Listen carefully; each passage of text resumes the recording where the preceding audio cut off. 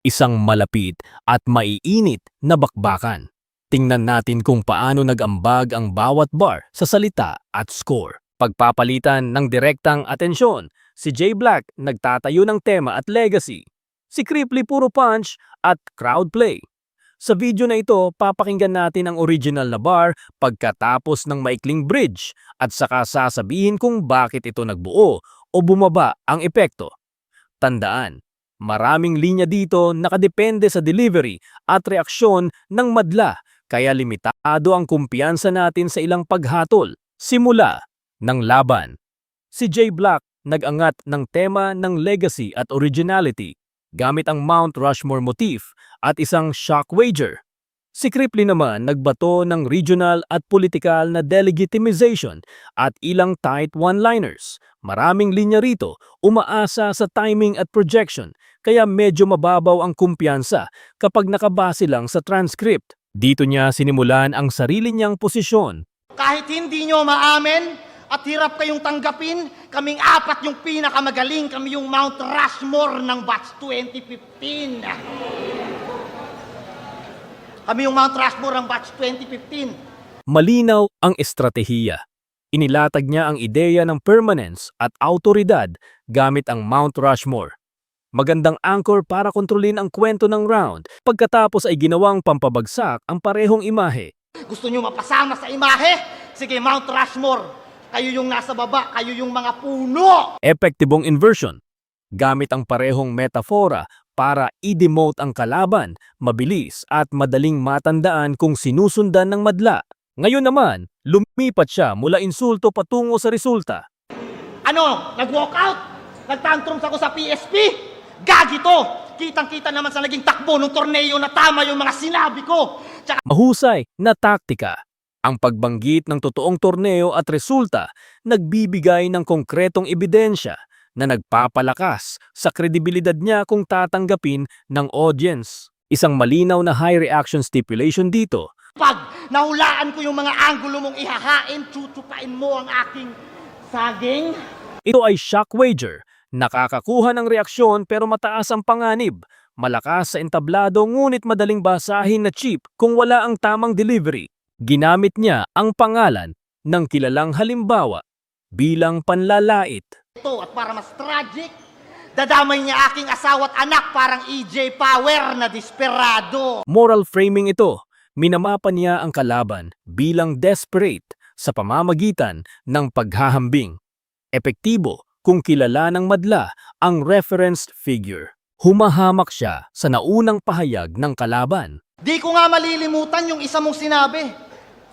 Ako'y pandagdag kampiyon sa batch 2015. Tangina mo! Nakakahiyang maging kabatch to! Inuuna yung yabang. Flip tactic. Binago niya ang sariling sinabi ng kalaban para gawing kahihiyan. Maayos na paraan para agawin ang naratibo. Ngayon mula kay Cripply, isang maiksing pun. Kakabuisit ka maisip. Siguro slogan nito, puta, pick it till you make it. Malinis at tumatagos. Ang pick it till you make it ay mabilis na payoff na nagpapakita ng kanyang kakayahang mag-drop ng tight one-liners. Sumunod ang pagbanggit ng nakaraang pagkatalo. Sobrang bobo mo, putang ina mo, tinalo ka ni Mot. Tas akin tatapat ka, tatapak-tapakan kita. Ginagamit niya ang benchmark ng nakaraan para i-undermine ang kredibilidad ng kalaban. Epektibo kung sariwa pa. Sa alaala ng madla, ang naunang laban, isang compact political job ang dumaan dito. Suportado mong partido, parang mata mo, puro kurap. At alam Mabilis at malinaw.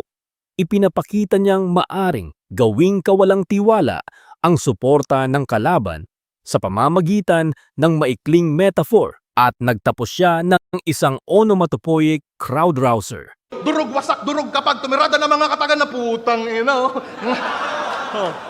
Nga. Bilib na bilib. Pikit ng pikit. Prangka ang energy, mas nakabase sa live reaction kaysa sa komplikadong scheme. Kailangan ng magandang cadence para malakas ang impact. Verdict. Round 1. Jay Black.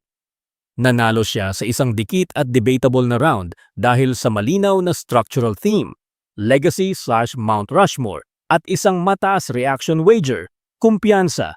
Medium, mid-round na artilerya. Si Jay Black umusbong sa isang malakas na moral na akusasyon at reputational assault. Si Cripley naman nag-counter gamit ang mas compact at factual na rebuttals at ilang malinaw na flips. Marami sa mahahalagang linya rito nakadepende sa paniniwala ng madla sa paratang at sa delivery ng nagtatanggol. Cripley dito nag-flip ng betting metaphor. Kasi ikaw yung tataya, kaso punches ko yung tatama. Malinaw na payoff. Pinapalitan niya ang peligro ng pagtaya sa garantisadong tama ng sariling suntok. Madaling sundan at epektibo. Sunod, isang modernong delegitimizer. Manonood ng video, ilalagay yung mukha niya, tapos makikitawa. Attacking online reputation. Ipinapakita niyang pinapatawa na lang ang kalaban sa social media at iyon ay mabisang paraan para bawasan ang bigat ng karibal. Isang meta-insult tungkol sa creative value. Hindi ka mahirap kalaban, nakakatamad ka lang sulatan. Tinatalakay niya hindi lang ang karakter, kundi ang pagiging interesting na topic, isang matalinhagang pag-atake sa craft ng kalaban. Nagbanggit siya ng konkretong past loss. Kaya ka tinalo ni Slakwa. Tinalo ka ni Slakwan. Ang pagbanggit ng pagkatalo ni Slakwa ay isang solidong precedent. Kung kilala ng madla ang kasaysayan, malaki ang epekto nito. May kasamang comic visual gag dito. Kung mag-choke ka pala doon, dapat nag-flute ka na lang. Nakakatawa at nakakakuha ng reaksyon, ginagamit niya ang unexpected image para i-emphasize ang choke at isang simpleng disqualification statement. Kaya wala kang karapatan ditong mangupal. Diretso at authoritative, pinapawi ang karapatang lumaban ng kalaban sa pamamagitan ng malinaw na pagdeklara. Epektibo kung may confidence sa delivery. Balik kay Jay Black, malakas na moral juxtaposition. Habang siya pinaglalaban yung mga namatay na batang inosente, ikaw naman patay na patay sa mga inosenteng mga bata. Ito ay matinding paratang at rhetorically heavy. Kung tatanggapin ng madla, napakalakas ng epekto nito. Dapat itong ituring bilang paratang sa battle. Isang tuwirang label ang itinapat niya. Simula ngayon, ang pedophilia ay kadikit na ng pangalan mo. Tuwirang paratang ito. Sinusubukan niyang idikit ang pedophilia sa pangalan ng kalaban. Napakataas ng variability ng epekto nito at may legal ethical risk kung hindi suportado.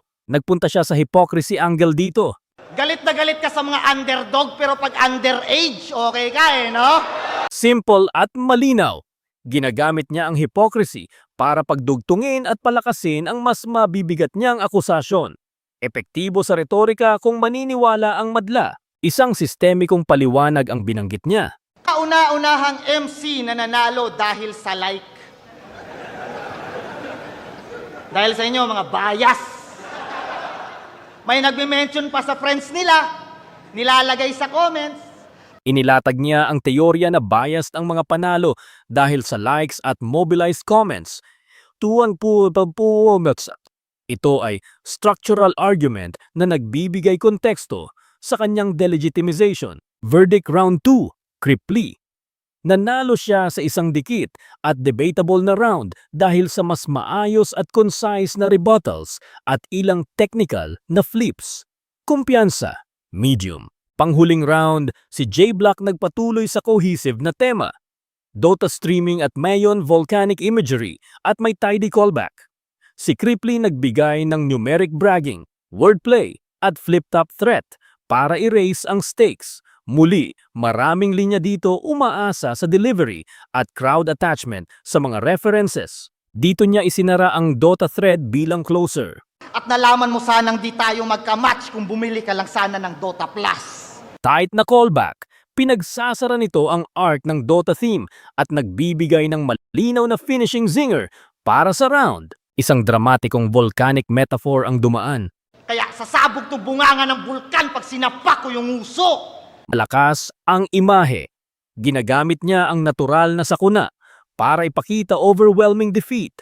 Tagumpay nito nakadepende sa malakas na delivery. May wordplay na nakaikot sa regional insult. Palibhasa, yung mga Bicolano feeling blessed kasi araw-araw Ash Wednesday. Yung palibhasa, kasi araw-araw Ash Wednesday. Yung buhok ng mga Uulitin na motif ang Ash Wednesday line. The line nagbubuo ng recurring punch na nakakatulong sa pagkakabuo ng buong turn. Nag-build siya ng serye ng natural disaster images. lahar at tubig, magkahalot, may kasama na bagyo at kung sa maitim na putik, makatakas si kalbo. Mula sa langit nagangalit at nagbabagsakan naman ng mga Sequence crafting ito.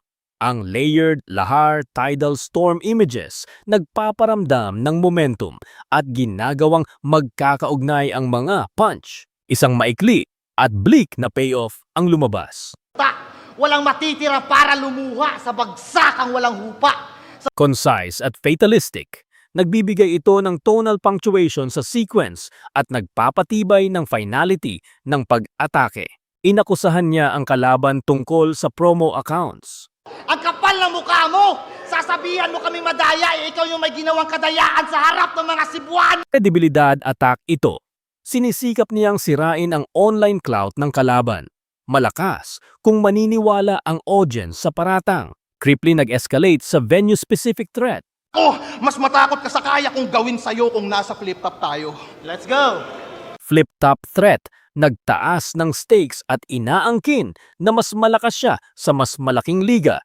Epektibo bilang closer kung malapit ang crowd sa flip-top. Isang sunod-sunod na view count brag ang sinunod. First round neto sa isa buhay, 400,000 views. The fuck, pambihira! Second round niya versus G-Clown, 500,000 views. Kita ko si Enigma, muntik nang mapaluha. Semis niya versus Endlook, 600,000 views. Concrete metrics ang ginamit niya para magpakita ng social proof. Malinaw ang escalation at nagbibigay ng panlabas na batayan sa kanyang popularidad. May mabilis na nameplay wordplay dito. Ubos tong ice water sa most hydrated MC.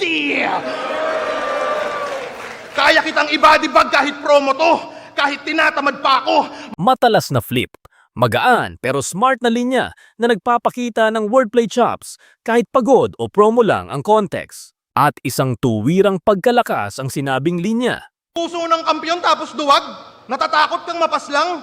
Kung natatakot ka, ako hindi, hoy GM. Character poke ito. Tinatawag siyang duwag kahit may titulo. Diretso at tumatagos kung ipinahayag ng may kumpiyansa. Verdict, Round 3, Jay Blake. Nanalo siya sa isang dikit at debatable na round dahil sa cohesive thematic arc, Dota Mayon imagery at tidy callback na nag-close ng battle. Kumpiyansa, medium, final. Jay Blake takes it 2-1. Jay Blake 2, Kriplay 1. Ito ang tawag batay sa locked na scorecard. Panalo ni Jay Blake dahil sa mas maraming sustained structural moments, ang Mount Rushmore legacy thread, ang Dota streaming motif, at ang tidy callback ang nag-accumulate ng maliit na advantages. Cripply nagpakita ng malinis at compact na one-liners at malinaw na rebuttals, lalo na sa round 2, pero kulang ang cumulative thematic cohesion para i-flip ang match. Tandaan na lahat ng rounds ay debatable at may medium confidence dahil maraming linya ang umaasa sa delivery at reaksyon ng madla. Kaya pwedeng magbago ang opinyon depende sa performance at crowd. Salamat sa panonood. Mag-comment kayo kung alin sa bars ang pinakatumama sa inyo. At magkita tayo sa susunod na review.